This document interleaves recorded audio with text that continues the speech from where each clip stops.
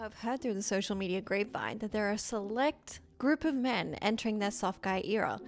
And let me tell you why I'm 110% behind this movement. A man who is entering his soft guy era is anti-providership and pro-women's independence. The argument behind it is women wanted equality, women wanted to be independent, women wanted to be their own money, so come grown and pay your own bills. Naturally, when I first heard about the movement, I was thinking, great, now we're just pushing this whole gender war thing even further than it needs to go. But then I realized, actually, this is a really great offset of women pushing their own standards. And to be honest, nothing's really changed that much. We're now just putting a name to something that's existed this whole time. The standards and boundaries that we've been setting are to avoid men like these. Now they're just outing themselves. Just like what I was talking about in my last video that copped a lot of hate from men, narcissists and wounded masculine structures get louder when they're on their way out.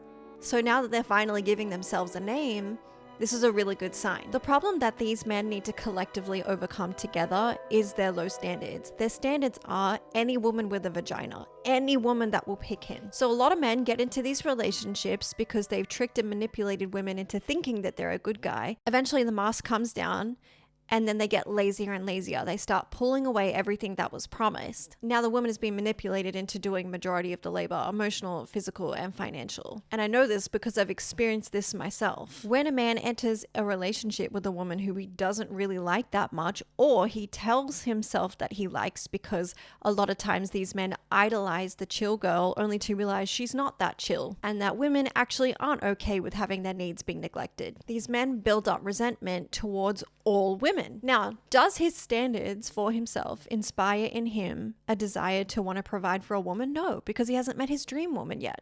That dream woman, who he doesn't even know he can come into alignment with, is so far off the radar because his whole vision is focused on what he can gain from the relationship, not what he can bring. And pick me women do this too, but in a very different looking way. Soft guys will look at a relationship with a woman and assess how he can get his needs met. Now, the chill girls are always a good match for these types of soft guys because their standards are equally as low. They're more thinking to themselves, who's gonna love me and pick me? They're not the ones on the dates asking questions about what his career is and what his vision looks like for the future. How does he like to spend his free time? How is he expanding his skill set? What kind of quality friends does he have? They're also in their own world thinking, is this guy gonna pick me? Will he choose me? And how can I change myself so that I'm picked? Because any man is better than no man. Or just like what Pearl said, better to be picked than skipped. The only problem I see playing out though is that these types of people don't usually go for each other that much because they have their own inner wounding that needs to be reaffirmed by something external.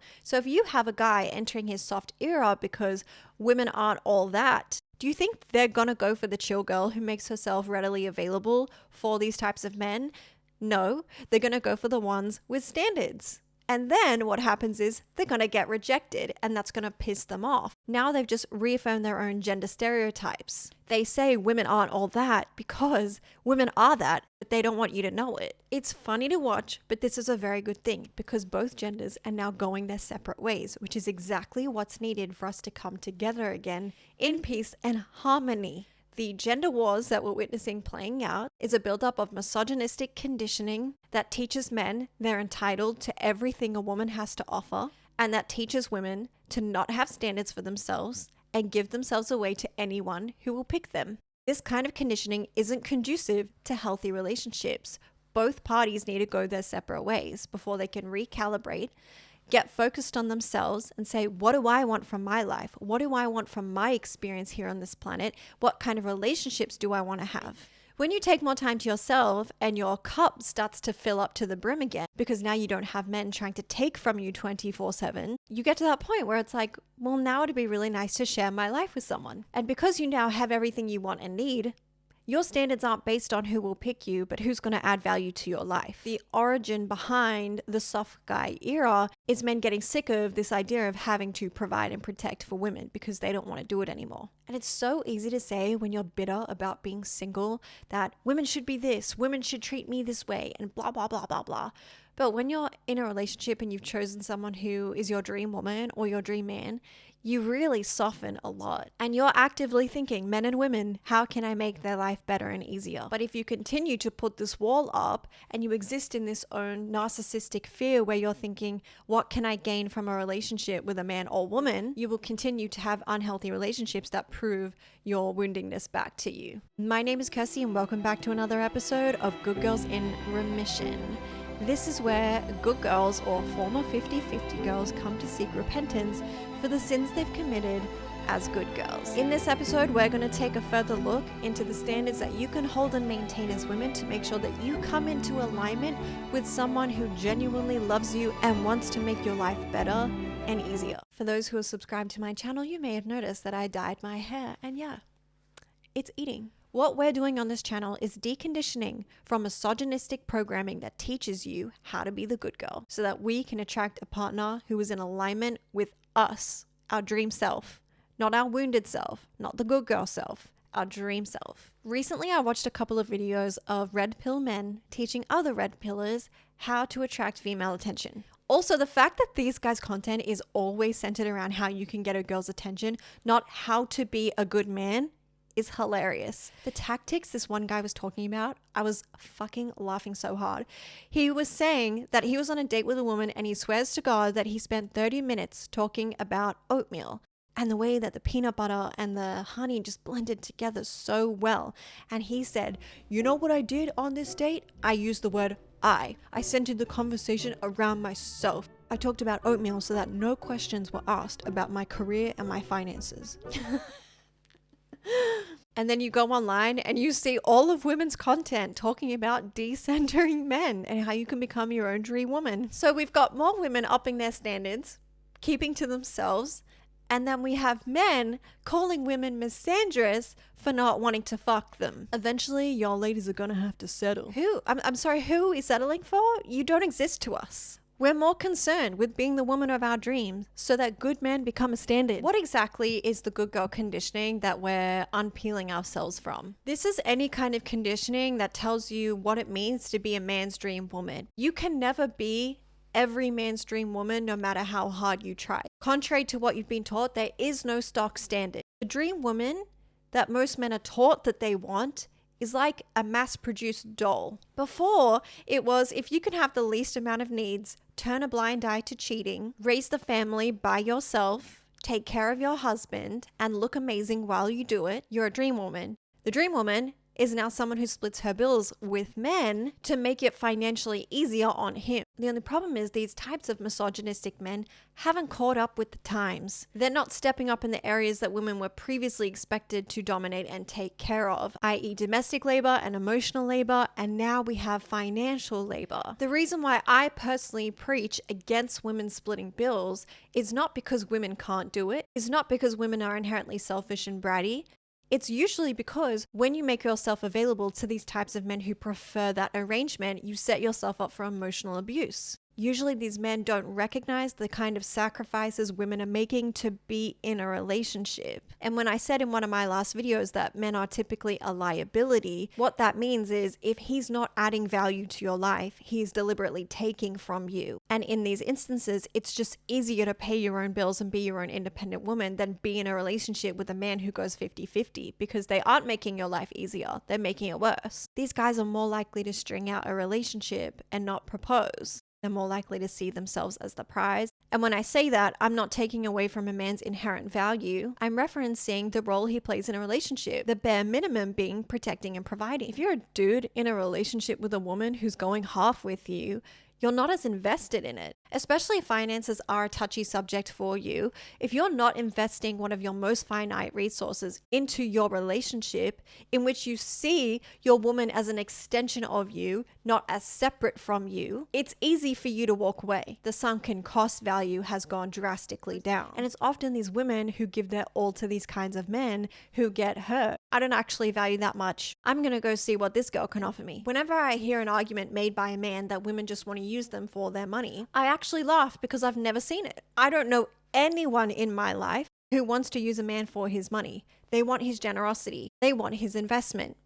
They want to know that they're safe in the long run, and that takes money. Or if you're a man with money and your more finite resource is time, that takes time. And I used to be one of these women who would go above and beyond because to me, the presence of this man was enough. I was completely brainwashed by the idea that women should only love men for who they are and not for what they can bring, because otherwise that's shallow, that's gold digging.